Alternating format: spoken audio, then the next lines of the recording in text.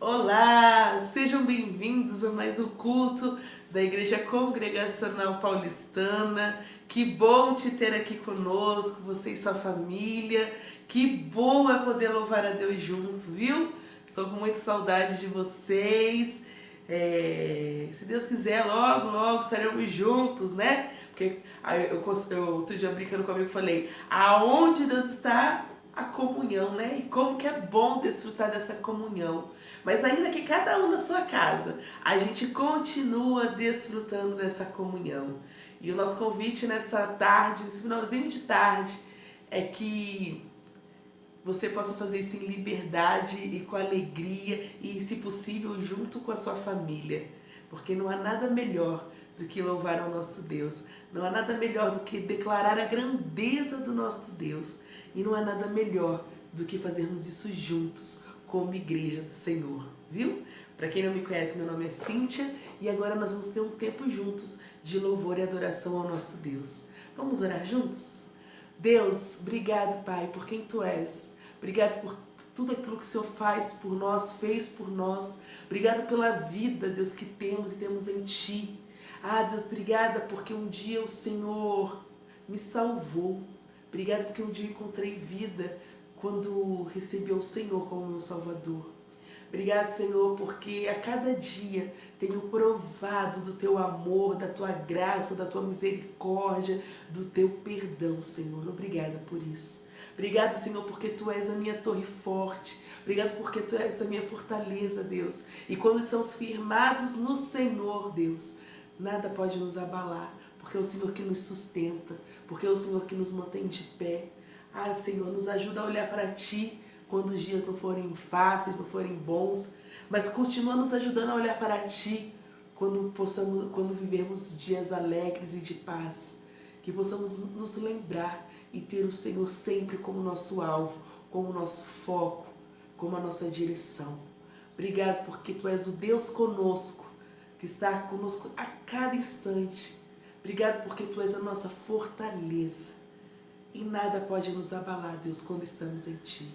Obrigado porque podemos fazer este momento de louvor, Deus, juntos como igreja, com alegria, com liberdade. E o Senhor é bem-vindo neste lugar. Te louvo, te agradeço por tudo, em nome de Jesus. Amém. Amém. Que você possa fazer, então, esse momento de louvor junto comigo, com alegria. Vamos relembrar essa canção juntos, ó. Vem me salvar, me ajudar a caminhar, te espero. Vem me livrar, me amparar com Teu amor que nunca vai me deixar. Eu sei que não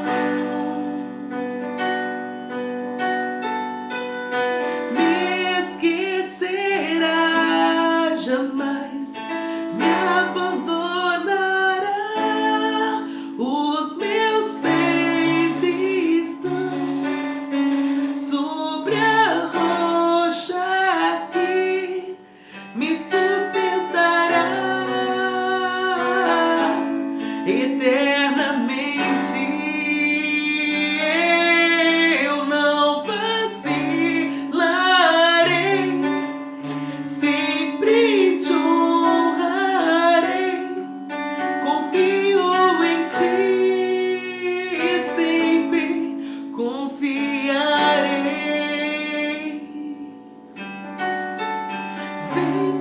Vem me salvar, me ajudar a caminhar, te espero.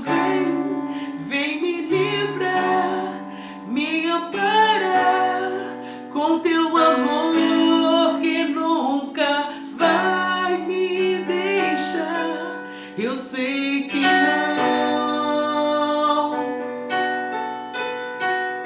me esquecerá, jamais me abandonará. Os meus pés estão sobre a rocha que me sustentará eternamente. Eu não vacilarei,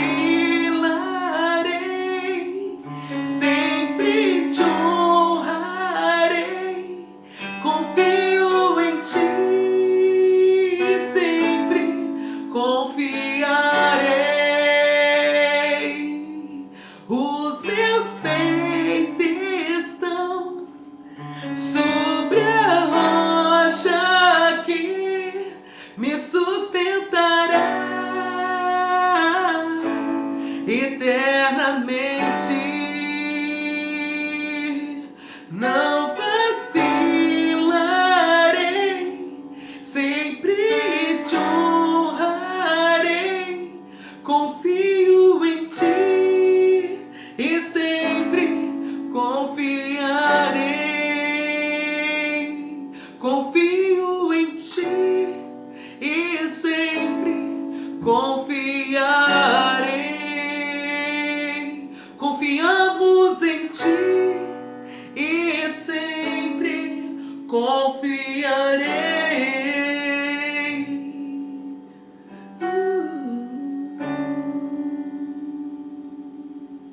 Amém. Que essa seja sempre a nossa oração, de lembrar da nossa confiança e descansar naquele em que podemos confiar e nos entregar, porque não há outro tão soberano, tão digno e que cuida de nós com tanto afinco, com tanto amor. Esse é o nosso Deus. Obrigada, Pai.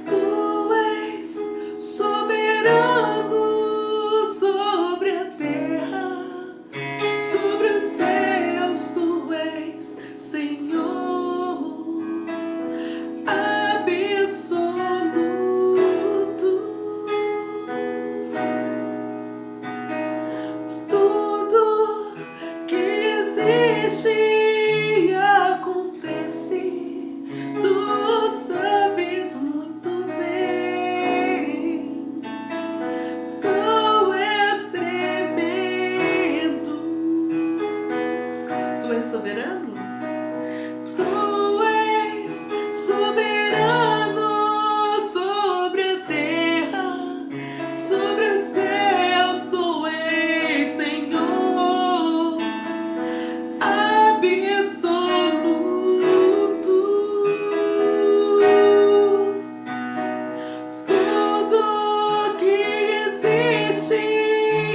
Acontece, tu sabes muito bem, tu és tremendo, e apesar desta glória que tens, tu te importas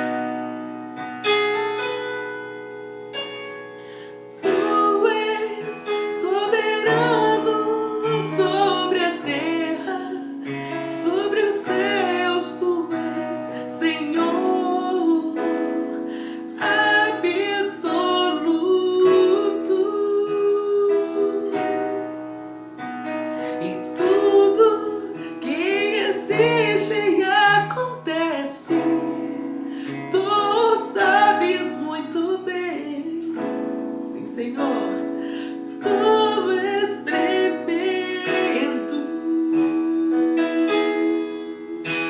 mas apesar desta glória que tens, tu te importas comigo.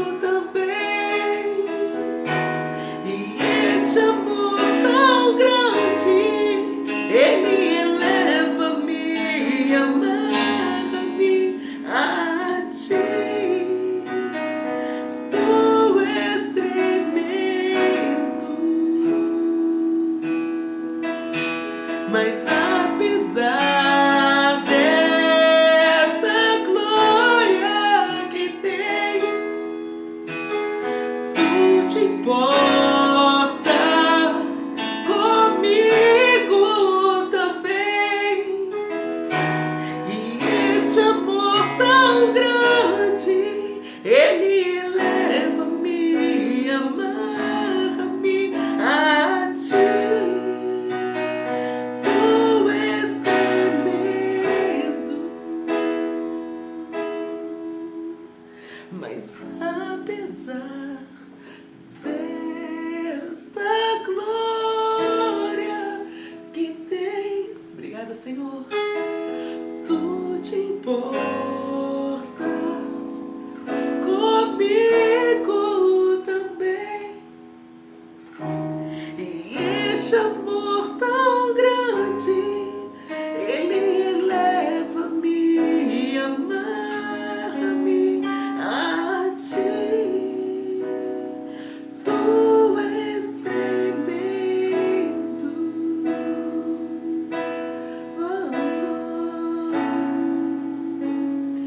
Tu és tremendo. Oh, oh, oh. Sim, tu és tremendo.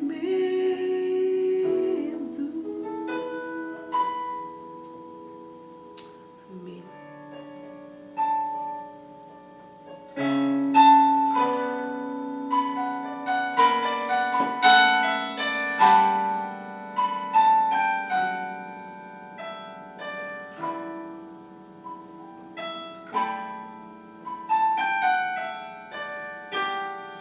Tua é a glória e o poder, tu és para sempre rei. Honra e majestade estão diante do Senhor.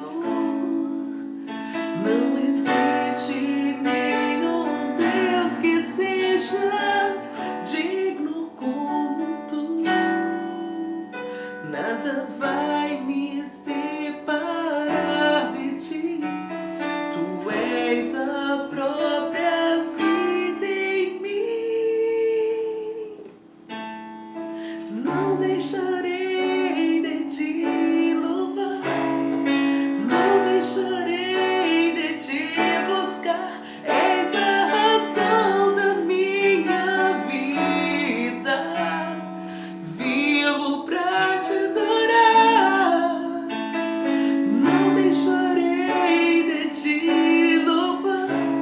Eu não deixarei de te buscar. És a razão da minha vida.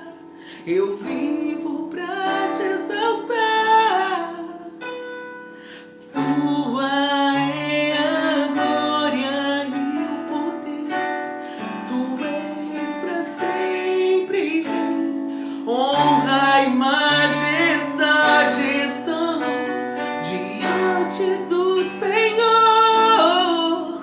Não existe nenhum Deus que seja digno como tu. Nada vai me separar de ti. Tu és a própria vida em mim.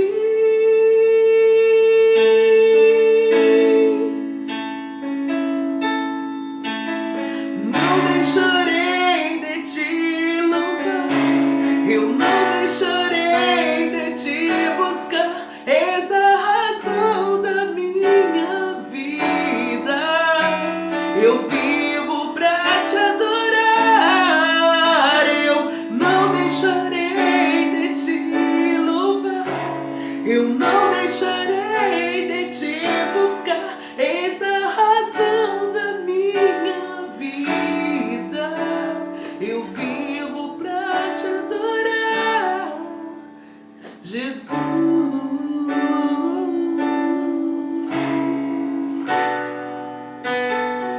Nós vivemos pra te exaltar, pra te adorar, Senhor. Não importa a circunstância, a situação, nós sabemos que tu estás comigo, está com quem está ali nos me ouvindo. Senhor, te adorando, te buscando. Nós vivemos pra te honrar, porque tu és a nossa torre forte, em quem podemos descansar. Oh Senhor, não existe nenhum Deus que seja digno como tu. Nada vai me separar de ti. Tu és a própria vida em mim. Não deixarei de te louvar, não deixarei de te buscar. Eis a razão da minha vida. Eu vivo pra te adorar. Eu não deixarei de te louvar. Eu não deixarei de te buscar. Eis a razão da minha vida. Vivo pra te exaltar, Jesus.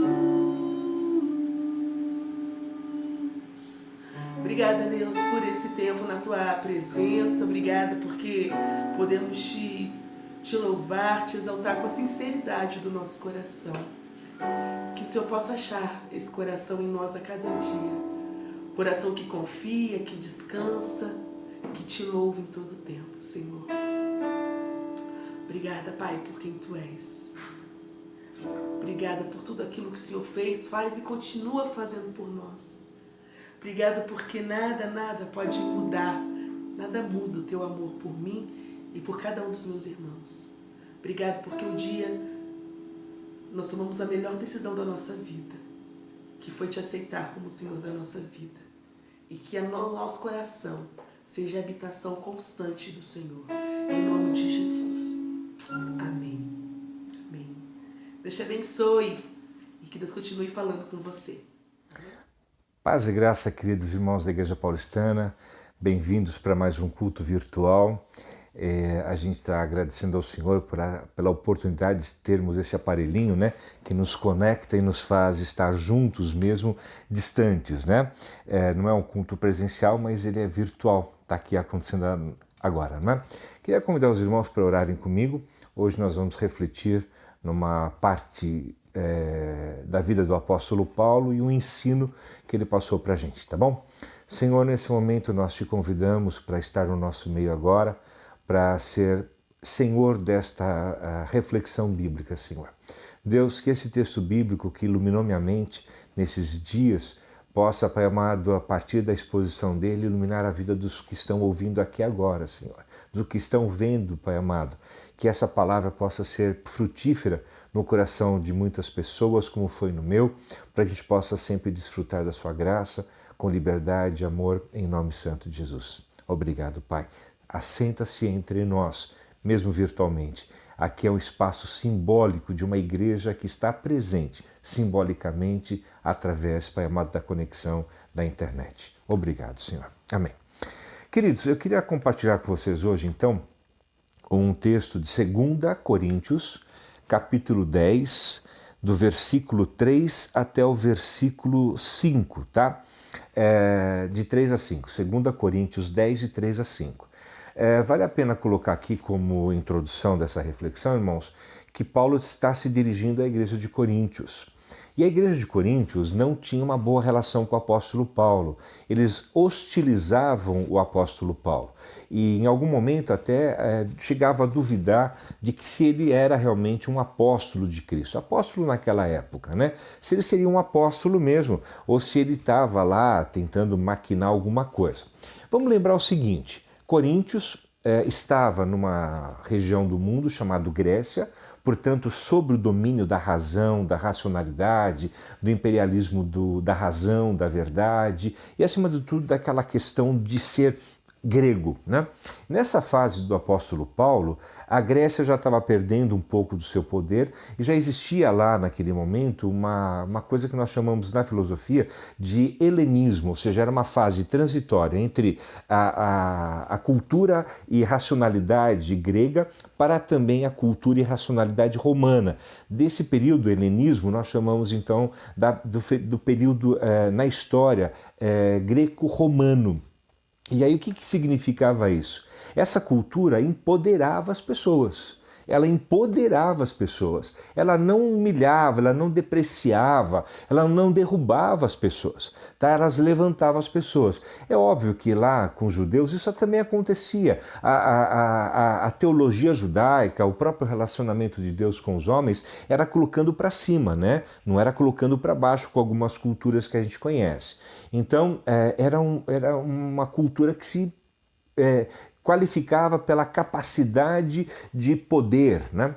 Então, eles eram gregos, eles tinham uma mentalidade grega, eles tinham uma racionalidade grega. E Paulo era romano, né? Paulo era judeu, portanto, Paulo representava o pessoal da invasão, já que a Grécia estava sendo invadida. E também Paulo era um ministro judaico, enfim, era um pouco assustador. Daí porque quando eles receberam a mensagem de Cristo e aceitaram Jesus, eles aceitaram com toda boa fé. Contudo, hostilizavam de uma forma muito profunda tudo que vinha de culturas diferentes da cultura grega.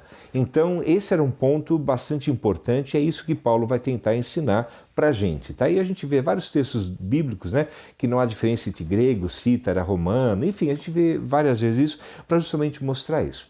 Então, Paulo estava respondendo, provavelmente nessa segunda carta de Corinto, capítulo 10, no versículo 3 em diante, ele estava respondendo a alguma questão que chegou aos ouvidos dele e ele diz o seguinte no verso 3: porque, embora andamos na carne, não lutamos segundo a carne. Ou seja, eu estou vivo, eu tenho um corpo, eu vivo num corpo, eu tenho aqui uma corporalidade. Eu não estou andando no meio da nuvem, não estou andando acima da mente humana, não estou andando acima da estratosfera, eu estou aqui, com os pés na terra, como vocês estão, sujeitos a tempestade, calor, inverno, verão, coronavírus, não coronavírus. Ele estava sujeito a tudo. Então ele está dizendo, olha, nós andamos na terra, ou seja, nós vivemos, nós temos uma vida.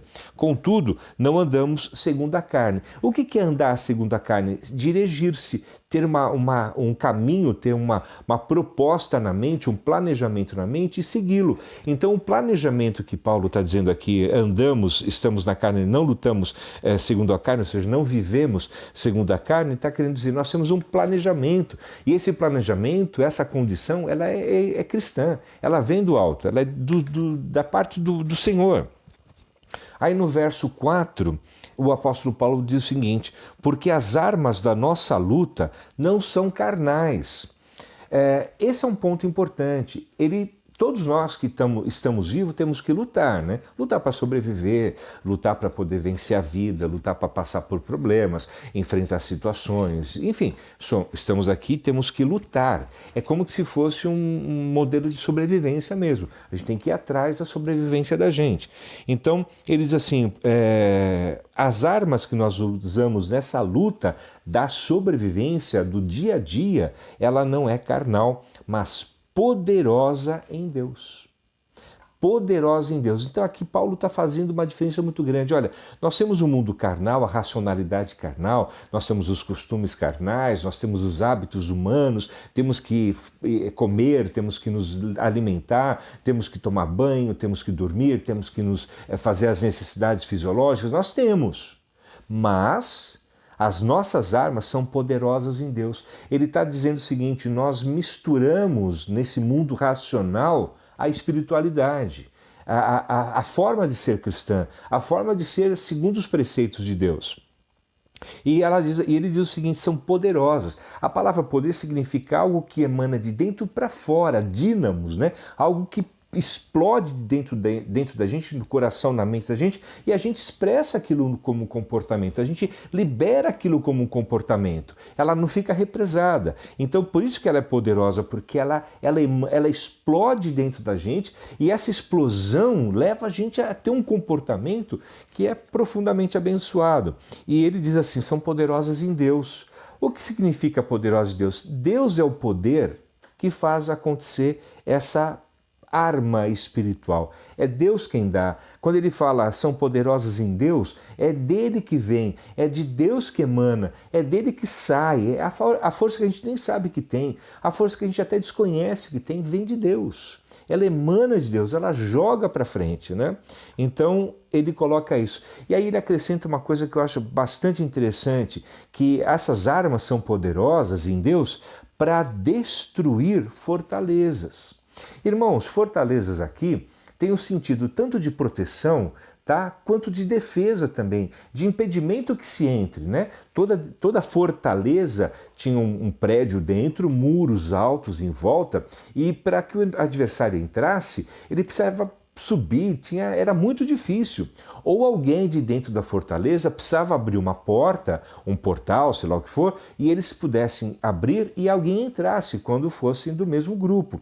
Então aqui o apóstolo Paulo está dizendo que nós estamos lutando diante de uma fortaleza. Lembra aquela história de Josué com Jericó? É mais ou menos assim, tá? E aí eu quero convidar você a pensar quais são as fortalezas que você tem que invadir, queridos?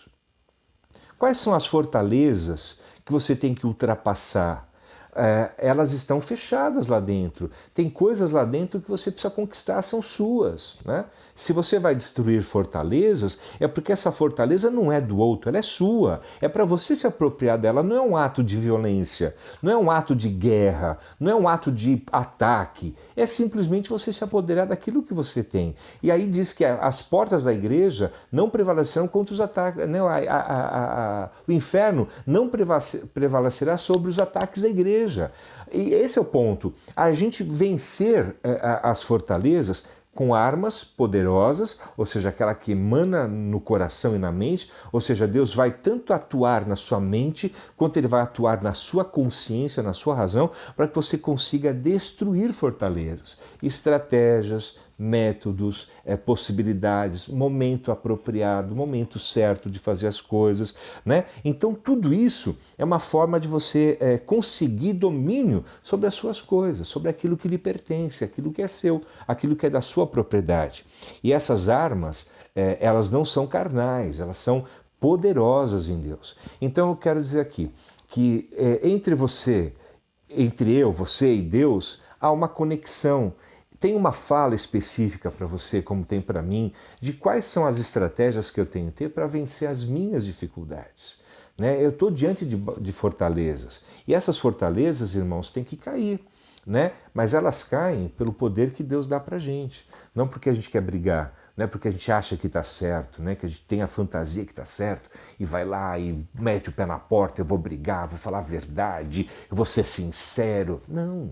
Estratégia, calma, pensa, seja pronto para ouvir e tardio para falar. Ou seja, pensa, reflete, busca de Deus que Ele te auxilie a te dar essas armas poderosas. Né? Esse é o convite, que a sua mente e o seu coração sejam adestrados por Deus para você saber quais são as estratégias que Deus quer que você tenha para você vencer as fortalezas, vencer as barreiras dessas fortalezas e tomar posse daquilo que é seu. Ou até mesmo, irmãos, me ocorreu aqui agora, às vezes a gente briga com uma fortaleza que não é nossa.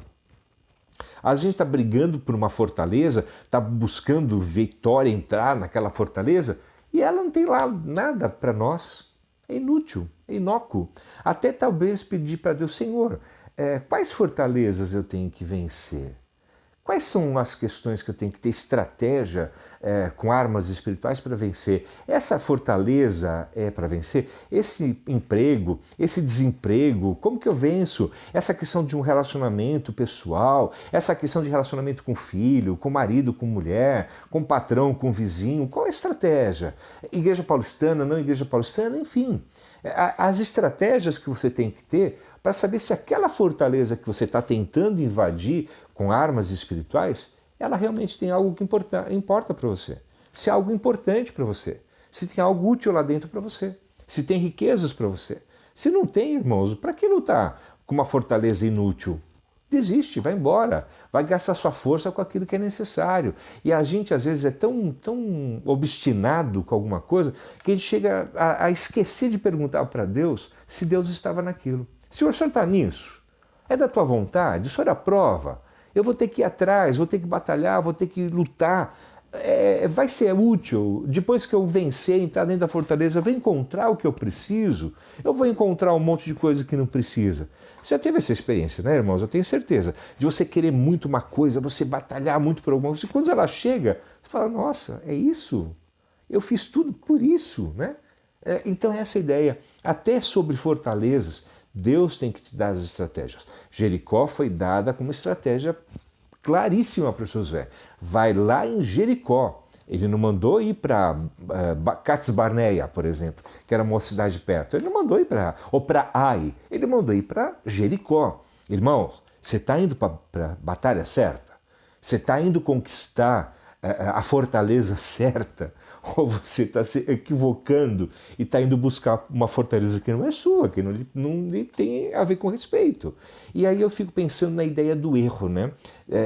Estou aqui pensando no harmatós, né? Que é aquela atitude que erra e que na tradução grega, na tradução latina foi traduzida como pecado. Né? De repente o pecado é uma fortaleza que a gente luta tanto para conseguir e o resultado dela é problema, perda de tempo.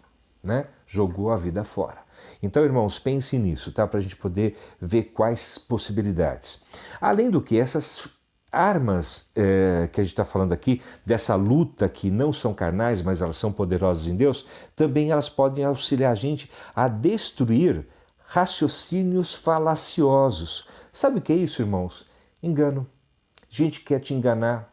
Mas não só gente de fora, o nosso coração é enganoso. Às vezes a gente tem um raciocínio falacioso. Raciocínio significa razão. Eu quero dizer, eu tenho motivo, eu tenho argumento, mas só que ele é falacioso, ou seja, a conclusão não é útil, não serve para ninguém. A conclusão de um raciocínio falacioso tem sempre duas possibilidades. Ou ele é verdade ou ele é mentira.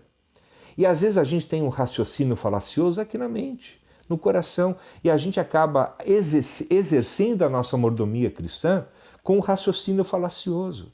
Só que o final dele é mentira para nós. A gente acaba com a não verdade, acaba com a batata quente na mão e ela não é útil. Ou às vezes a gente está lidando com fortalezas, né, com raciocínios falaciosos de outros. Pode ser da família, pode ser do grupo de amigos, até da igreja, da teologia, da igreja X, da igreja Y, eu não sei. Mas aí o que você vai precisar limpar é a ideia de que se o final for verdadeiro, vem de Deus, que isso é verdade. Se não é verdadeiro, foi inútil, ou foi carnal, ou foi maligno. Então é importante que você possa lutar contra esses raciocínios. Raciocínio aqui quer dizer razão. Você vai se apoiar sobre uma razão, você vai defender a razão, você vai acreditar que aquilo é verdade, você vai usar argumentos, você vai combater esses argumentos, você vai colocá-los diante das pessoas, só que o final dele não é verdadeiro, porque falácia implica que o resultado é falso. Falácia, raciocínio falacioso, vai conduzir à não verdade, à mentira, ao erro, impreterivelmente. Então, quando a gente destrói, quebra, rasga, queima, a gente tem que tomar cuidado com a poluição, tá, irmãos? A gente destrói, de repente tudo isso te livra de uma mentira, uma pseudo-verdade. E meia-verdade é uma mentira inteira, né? Então, é isso que o texto de Paulo está dizendo. Ele está dizendo, eu sei que vocês aí de Corintos pensam de mim que eu não sou homem de Deus, que eu sou uma fraude, que eu sou enganoso, que eu sou mentiroso, e eu vou destruir isso. Brigando, batendo, xingando? Não. Ele ia mostrar por atitudes. Pelos frutos a gente conhece a árvore, tá? É isso que Paulo está falando, né? E aí, também ele acrescenta, né, que pelas armas poderosas em Deus, nós também podemos, além de destruir raciocínios falaciosos, né, combater a arrogância de tudo que se levanta contra o conhecimento de Deus. Arrogância significa eu digo que eu sou o melhor, o meu pensamento é melhor, minha fé é melhor, minha opinião é melhor, o que eu acho é melhor, minha atitude é melhor, a sua não vale nada, a sua é subjugada à minha, a minha tem mais importância do que a sua. Isso é arrogância. A gente achar que é melhor do que o outro, que pensa melhor do que o outro. E a gente está aí, o apóstolo Paulo dizendo, vocês estão se julgando melhores do que eu, que porque vocês são cristãos gregos, vocês são cristãos gregos, vocês são melhores do que eu? Não, somos todos iguais. E depois ele fala isso no final do texto, né? Em Cristo todos temos o mesmo nível, temos a mesma régua, né? Mas muitos são arrogantes contra o conhecimento de Deus. E conhecimento de Deus, irmãos, é sobre Jesus, é sobre a fé, é sobre a vida cristã, é sobre o comportamento cristão. Se eu sou tomado de um cristianismo, eu vou buscar pessoas que façam ressonância junto comigo, eco junto comigo. Se eu sou cristão, eu vou tentar andar com cristãos. Se eu sou cristão, eu vou me aproximar de cristãos. Eu vou ter uma metodologia de amizade, de coração, de afeto com cristãos. Não que cristão seja melhor, mas cristãos que seguem a Bíblia, né, irmãos? Não estou falando aqui de ideologia dogmática, de doutrinas da igreja X, Y, Z. Estou falando da palavra de Deus, da proficiência, da capacidade de falar sobre a palavra de Deus com toda a tranquilidade. Então muitas pessoas são arrogantes, né? E a arrogância é uma forma de que infelizmente se escape aí o conhecimento de Deus, né? E aí o mais importante, é o final dessa pregação. E eu levo cativo todo pensamento, meu pensamento, à obediência de Cristo. O que Paulo está querendo dizer aqui? É impossível não pensar mal. É impossível não pensar julgando. É impossível não pensar acusando. É impossível não pensar se subtemendo, ter autoestima baixa. É impossível isso. É impossível a nossa mente parar. Ela não paralisa, irmãos. Até no sonho ela está racional. Então aqui ele está dizendo, levo cativo todo pensamento à obediência de Cristo. Irmãos, é impossível que você não pense mal, que você não julgue, que você não seja tentado, seja por dinheiro, por sexo, por mentira, seja o que for. É impossível que nesse mundo mental, que dessa psique que foi criada para ser só boa, mas infelizmente por causa da contaminação do erro, adquirimos aqui na nossa mente o bem e o mal. Então é impossível que você não pense coisas más. Impossível. Impossível. Agora tem uma coisa. Você pode levar esses pensamentos cativos a Jesus. Pensamentos escravizados a Deus. Não ser o senhor do seu pensamento. Não ser dono do seu pensamento que não convém, ou de um pensamento mau, de um pensamento complicado. E quando ele está dizendo aqui, leva a obediência de Cristo, ele está dizendo, o que Cristo pede? Não julgar, não acusar, não punir, não castigar, não matar, não fazer olho por olho, não fazer dente por dente, não adulterar, não prostituir, não olhar a mulher do vizinho, não olhar o homem do vizinho, não olhar o dinheiro do vizinho, o carro do vizinho, enfim.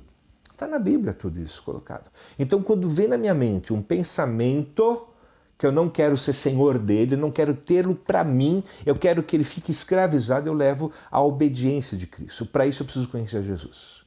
Para isso eu tenho que ter o conhecimento bíblico da palavra de Deus. Daí eu tenho que conhecer Jesus dentro do meu coração, na minha mente. Para poder pegar o meu pensamento que vem da carne, do sarcós, né? Daquela carne que vai apodrecer, eu levo à obediência de Cristo. Então, irmãos, é impossível não pensar coisas más e ruins. É impossível. Contudo, você pega seu pensamento mal, irracional, maligno, maldoso, corrupto, mentiroso, adúltero, faça o que você... doente, faça o que você quiser e leve-o à obediência de Cristo. Não seja senhor do seu pensamento ruim. Leve esse pensamento ruim cativo. Cativo é escravo. Cativo, escravo à obediência de Cristo. Lembrando que cativo e escravo não tem direitos, tá? Não pode exercer nenhuma forma de prevalência, tem que ficar quieto. De fato, qualquer escravo tem que obedecer ao seu senhor. Queridos, leve cativo os seus pensamentos maus à obediência de Cristo e você vai ter uma vida um pouco melhor. Senhor, eu abençoo esse povo que está ouvindo e vendo essa mensagem, que eles possam aprender que apesar de terem uma vida carnal, eles são espirituais porque o poder de Deus se manifesta dentro deles. A luta que eles têm enfrentado são feitas com armas espirituais poderosas, porque emana do coração, da mente para fora, Senhor. Mas temos o nosso mundo carnal caído, que são os pensamentos maus, maldosos, pecadores, acusadores, enfim, aqueles pensamentos que não são bons. Mas a gente pode pegar esses pensamentos, pessimismo, negativismo, acusação, autoestima baixa, seja o que for, e levar esses pensamentos cativos à obediência de Cristo. Pai, seja conosco, nos ajude a vencer essa palavra em nome santo, a cumprir essa palavra em nome santo de Jesus. Amém. Queridos, eu deixo aqui a paz do Senhor para todos vocês, lembrando que no próximo domingo é dia de Santa Ceia. Até lá, queridos, paz e graça.